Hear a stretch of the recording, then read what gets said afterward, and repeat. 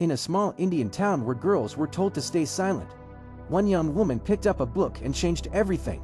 Her name was Asha, meaning hope. But hope was forbidden where she lived. In her village, women were meant to marry early, cook, clean, and never dream beyond the courtyard. But Asha had a secret dream: to become a teacher and show girls like her that their voices matter. Asha's father was a kind but fearful man. When she said she wanted to study beyond high school, he looked down and whispered, "What will people say?" But Asha didn't stop. Every morning she walked 5 miles to a nearby school barefoot, carrying borrowed books. She studied under a tree when classes were full, and at night she taught other girls how to read by candlelight. One evening, her mother saw her teaching secretly and said, "You were born for something greater, my child." Years later, Asha became the first woman teacher in her district.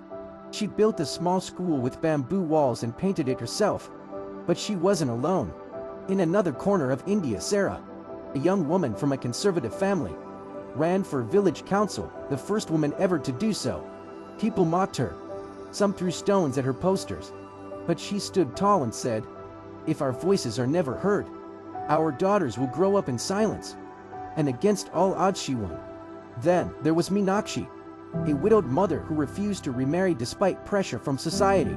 She started a weaving collective employing dozens of women who were once invisible. The village called her stubborn. The women called her savior.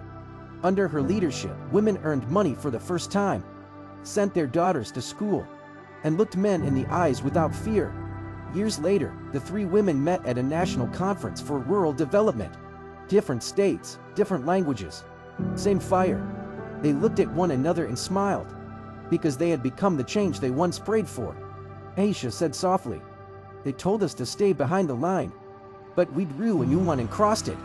Today, across India, countless women like them still rise before dawn, balancing families, fields, and futures, proving that courage isn't loud, it's quiet persistence. They may not make the news every day, but they are writing a new story, one where tradition bows to progress, and silence gives birth to strength. If you found this video interesting, like, share, and drop your comment. Don't forget to subscribe.